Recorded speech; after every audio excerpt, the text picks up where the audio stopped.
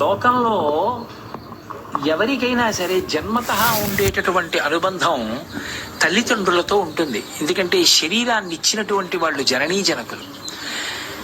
కానీ పురుషుడి విషయంలో కన్నా స్త్రీ విషయం దగ్గరికి వచ్చేటప్పటికీ పెళ్లి అయిన తరువాత, అందుకే పుట్టుకతోనే ఆడపిల్ల అంటారు. ఆడపిల్ల అంటే ఆడ అంటే అక్కడ అని.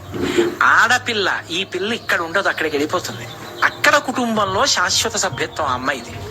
అక్కడ ఇంటి పేరు ఎడుతుంది, అక్కడ గోత్రం పెడుతుంది తప్ప ఇక్కడ ఇంటి పేరు తాత్కాలికం, కొన్నాళ్ళు ఉంటుంది.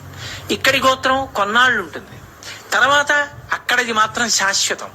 ఆమె కడుపున పుట్టిన పిల్లలు ఆ వంశానికి చెందిన వారు అవుతారు, ఆ గోత్రానికి చెందిన వారు అవుతారు, ఆ ఇంటి పేరుకి చెందిన వారు అవుతారు. అందుకని ఆ పిల్ల ఇక్కడ పుట్టింది కానీ అక్కడికి వెళ్ళిపోతుంది. అందుకే ఆడపిల్ల. ఈడ పిల్ల కాదు ఆ పిల్ల. మరి ఈడ పుట్టి ప్రయోజనం, ఆ పిల్ల నడవడి చేత ఇద్దరినీ ఉద్ధరిస్తుంది, పుట్టింటి వారిని మెట్టినింటి వారిని. ఇందులో చిత్రం ఏమిటంటే పెళ్లి కానంత వరకు తండ్రిది అగ్రస్థానం. తండ్రి పరమ పూజనీయుడు.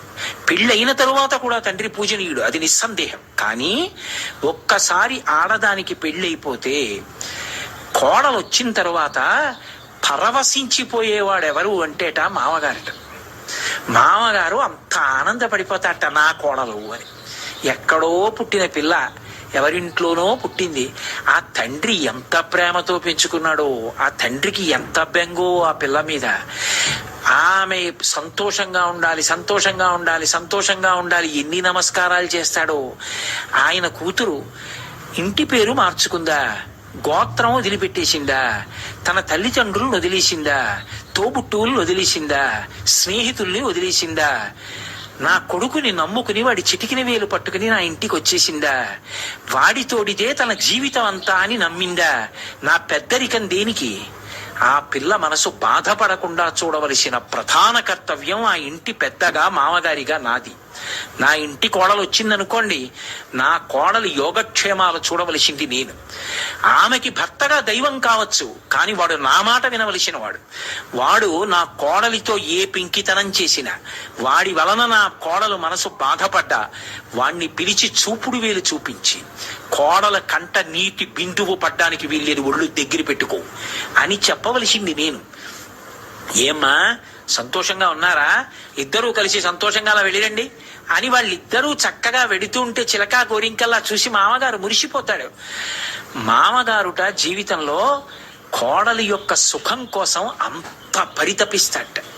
అందుకే ఆడదానికి పెళ్లి చేసేటప్పుడు భర్త ఒక మాట అడుగుతాడు, నువ్వు గుండెలు బాదుకుని ఏడుస్తూ నా కంట ఎప్పుడూ కనపడకుండెదవుగాక అని చెప్తాడు. కానీ అటువంటి ఆడదాని జీవితంలో గొప్ప నష్టం అంటూ జరిగితే ఎప్పుడు అని అడిగారు. మామగారు వెళ్ళిపోయిన రోజున, అంటే మామగారు వెళ్ళిపోవడం అంటే మామగారి శరీరం ఏ రోజున పడిపోతుందో, ఆయన ఏ రోజు మరణిస్తాడో ఆ రోజు మాత్రం కోడలు ఏడవలసిన రోజే అన్నారు. ఎందుకంటే ఇక తనని అంత ప్రేమించి ఆమె కోసం ఎప్పుడూ ఆలోచించి సంతోషంగా ఉండాలని తాపత్రయపడేటటువంటి వ్యక్తి వెళ్ళిపోయాడు. ఆయన వెళ్ళిపోయాక ఇక ఆ స్థానంలో అలా ఆలోచించి పెద్దరికంతో కూర్చునేవాడు ఇక ఉండడు. అలా ఇంటికి పెద్దరికం వహించి కోడలంటే అంత ప్రేమట. అందుకే తొలిచూలు మొట్టమొదటిసారి గర్భిణి అయితే భర్త వచ్చి అడవి పంది ముళ్ళుతో సీమంతో ఉన్నయనం చేస్తాడంటే పాపట ఇక్కడ వరకు తీసి దువ్వుతాడు. దువ్వితే మొదటి కానుక ఎవరిస్తారంటే మామగారిస్తాడు. సూడిదా అంటారు, సూడిదా అంటే కానుక. ఎవరిస్తారంటే మామగారిస్తాడు.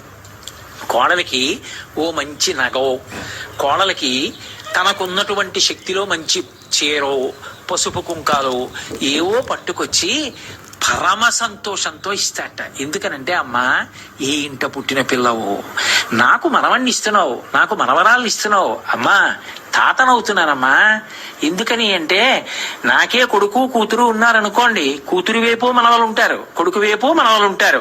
శాస్త్రంలో చమత్కారం చెప్తారు, కొడుకు వైపు మనవలు కూతురు వైపు మనవలు కలిసి ఆడుకుంటున్నారు. ఆడుకుంటుంటే ఏదో నాకున్న 2 ఆవులు పక్కదొడ్లో పడ్డాయి అనుకోండి, తాతగారు మీ ఆవులు పక్కదొడ్లోకి పోయాయి అంటాడు కూతురు మనవడు. తాతగారు మన ఆవులు పక్కదొడ్లోకి పోయాయి అంటాడు కొడుకు పిల్లలు. నా అన్న వంశోద్ధరణ ఇటువైపు నుంచి అంటే కోడల వైపు నుంచి.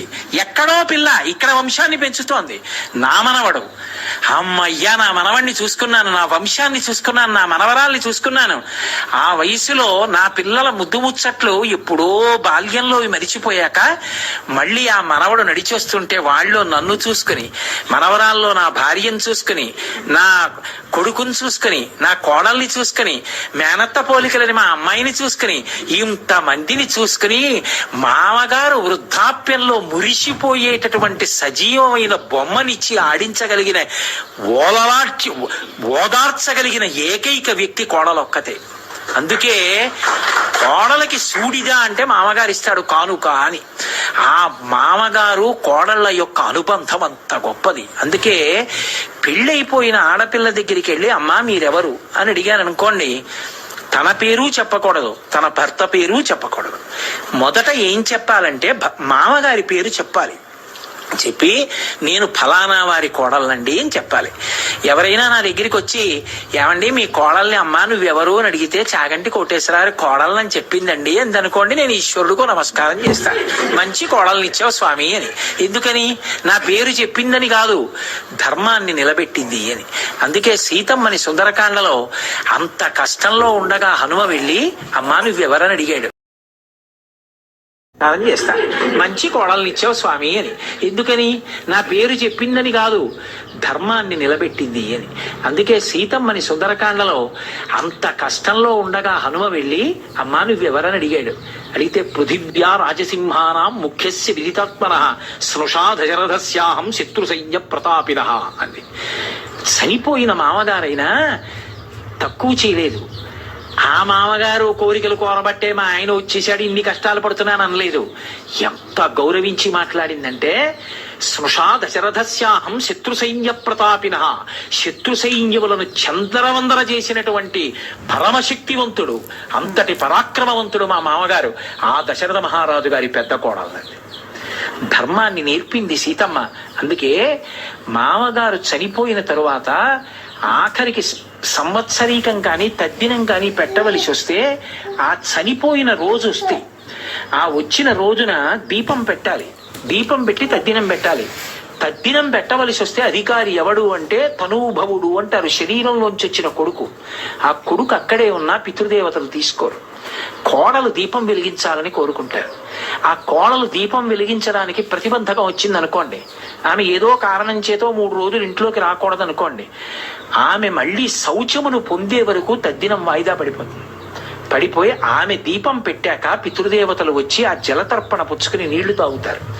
కొడుకు మీద ప్రేమ కన్నా శరీరాలు వదిలిపెట్టేశాక కూడా కోడలి మీద అంత ప్రేమతో ఉంటాడట మామగారు. అప్పుడు కూడా తద్దినం పెట్టేటప్పుడు కోడలు దీపం వెలిగించాలని కోరుకుంటాడు.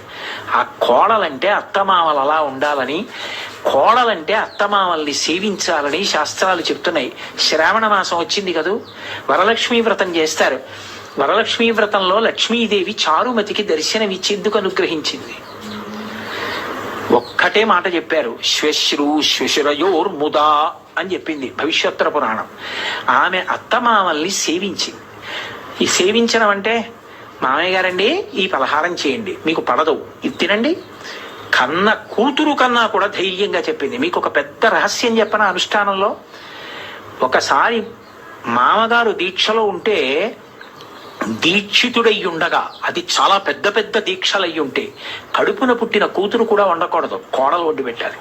కోడలకు అధికారం ఉంటుంది, అంత గొప్పది కోడలంటే. అందుకే శ్వశ్రు శ్వశురయోర్ముదా. చారుమతి ఏం చేసింది అంటే అత్తగారిని మామగారిని సేవించింది. మా ఆయన సంతోషం వాళ్ళతో ముడిపడింది. ఆయన ఒక్కడిని నా దగ్గర పెట్టుకుని సంతోషం కాదు, ఆయన తల్లిదండ్రుల గురించి మంచి పరాకు పలికి, ఏమండి ఇన్నాళ్ళయిందో సార్ అత్తయ్య గారి దగ్గరికి మామయ్య గారి దగ్గరికి వెళ్ళొద్దామా అని సంతోషంగా వాళ్ళ దగ్గరికి వెళ్ళి చూసి వచ్చి, ఏమండి మామయ్య గారు అలా ఉన్నారే, నీరసంగా ఉంటున్నారే అని, మామయ్య గారు మీరు నీరసంగా ఉంటున్నారు రోజు తింటుండండి అని. ఆయనకి ఏం లేక కాదు, ఇచ్చేవాళ్ళు లేక కాదు, కొనుక్కోలేక కాదు, ఓ బిస్కెట్ల ప్యాకెట్ ఇచ్చింది అనుకోండి, ఎంత మురిసిపోతాడో చంటి పిల్లాళ్ళ తట్టుకుని. నేను నీరసంగా ఉన్నానంటండి, మా కోడలు ఓ బిస్కెట్ల ప్యాకెట్ ఇచ్చింది రోజు తినమని అని పొంగిపోతాడు. కాబట్టి శరీర సంబంధం అంటే దేహంలోంచి పుట్టిన వాళ్ళు కాకపోయినా శరీరాలు పడిపోయాక కూడా మిగిలిపోయే అనుబంధం, లక్ష్మీ కటాక్షానికి కారణమైన అనుబంధం, లోకమునందు కీర్తికి కారణమైన అనుబంధం, అత్తామామ కోడళ్ళ యొక్క అనుబంధం అంత గొప్పది. అందుకే అత్తమామలంటే తల్లిదండ్రుల కన్నా గొప్పవాళ్ళు. తండ్రి మామగారు అలా పక్క పక్కన నిలబడితే పెళ్ళైపోయిన ఆడపిల్ల పుట్టింట్లో ఉన్నా సరే మొదటి నమస్కారం మామగారికే చెయ్యాలి. అందుకే సీతమ్మ, దశరథ మహారాజు గారు చనిపోయాడు, రాముడు పరిగెత్తుకొచ్చాడు సీతమ్మ దగ్గరికి. మా నాన్నగారు చచ్చిపోయాడు సీతమ్మ అనలేదు. ఆయన అన్నాడు, సీత మృతస్తే శ్వశుర పితాహీనోసి లక్ష్మణ అన్నాడు.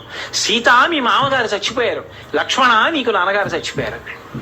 అదేమిటి, మా నాన్నగారు చచ్చిపోయారంటే సరిపోదా? కాదు, సీతా మృతస్తే శ్వశుర, సీత నీకు మామగారు చచ్చిపోయాడు. ఇక అలాంటి వ్యక్తి రాడు. మామగారు వెళ్ళిపోతే ఇక అలా తాపత్రయపడేవాడు లేడు. కాబట్టి నీకు మామగారు చనిపోయాడు. లక్ష్మణ నీకు తండ్రి లేడు. తండ్రి లేకపోతే అన్నగారు తండ్రిలా నిలబడాలి. నేను అలా నిలబడగలనా? నిన్ను అరణ్యాలకి తెచ్చాను, ఏ తప్పు లేకపోయినా నేనే నిన్ను రక్షించాను. నాకు తండ్రి లేడన్న బెంగ లేదు. తమ్ముడవైనా అన్నగారిని తండ్రిలా కాపాడి నా వెంట తిరుగుతున్నావు. కాబట్టి నాకు తండ్రి ఉన్నట్టే. సీత నీకు మాత్రం మామగారు లేడు, లక్ష్మణ నీకు తండ్రి లేడు. అంటే రామాయణంలో దశరథ మహారాజు గారు వెళ్ళిపోతే సీతమ్మతో రాముడంత గంభీరమైన మాట మాట్లాడాడు అంటే ఎంత గొప్పవాళ్ళో అత్తామామలు కోడళ్ళ యొక్క అనుబంధం ఆలోచించండి. కోడల్ని అంత ప్రేమగా చూసుకోవాలి.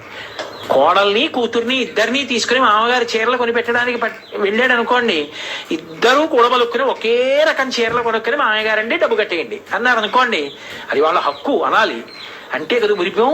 ఇద్దరిది 1000 రూపాయల చీరలే అయినా కూడా 2000 ఇచ్చి ₹1 పైన పెట్టి ఇది మా కోడల చీరకేనో చెయ్యాలి. కోడలకి 1001 రూపాయి చీర, కూతురికి 1000 రూపాయల చీర. ఎందుచేతంటే తన శరీరం పడిపోయాక కూడా ఉద్ధరించేది కోడలు, తన వంశాన్ని నిలబెట్టింది కోడలు, తనని తాతని చేసింది కోడలు, తన జీవితంలో సమస్త సంతోషాలకి ఆలవాలవా కోడలు. అటువంటి కోడల విషయంలో రూపాయి ఎక్కువ పెట్టాలి తప్ప తక్కువ పెట్టకూడదు. కూతురు కన్నా కోడలు గొప్పది. నేను చెప్పట్లేదు ఈ మాట, శాస్త్రాలు చెప్తున్నాయి. నా కూతురు ఒక ఇంటి కోడలు, అప్పుడు దాన్ని మా అల్లమామగారు చూసుకోవాలి. వేరొకరి కూతురు నా కోడలు, అప్పుడు నేను చూసుకోవాలి అంత ప్రేమగా. తండ్రిగా నా కూతురి విషయంలో ఆ ధర్మం, నా కోడల విషయంలో ఈ ధర్మం తప్ప కోడల్ని పరాయిదానిగా చూడకూడదు. కోడల్ని బయటికి పంపించి ఇంట్లో మాట్లాడుకోవడం తప్పు. ఆమె మెడలో ఏనాడు నీ కొడుకు తాళి కట్టాడో ఆనాడే ఆ ఇంటి కష్ట సుఖాలన్నీ ఆమెకి తెలుసు. అంతే. ఏది మాట్లాడినా ఆమె ముందే, ఆమెకి తెలియనిది ఆ ఇంట ఉండదు. అది మొదట ఎవరు పాటించాలంటే మామగారు పాటించాలి. ఆమె నా ఇంటి సభ్యురాలు, నా కడుపున పుట్టిన కూతురు కన్నా గొప్పది. అందుకే ఏది కానివ్వండి ఆమె ముందే మాట్లాడాలి. అంతేగాని కొడుకుని పిలిచి రే కోడలకి చెప్పకి విషయం అని అనకూడదు. వాళ్ళిద్దరు వైభాగ్యం ఒకటే. కోడలకి చెప్పరా ఈ విషయం అని చెప్పాలి, ముందు కోడలకి చెప్పని చెప్పాలి. అది మామగారికి ఉండవలసిన లక్షణం. అంత గొప్పగా మాట్లాడాయి అత్తామామలు కోడల యొక్క అనుబంధం గురించి.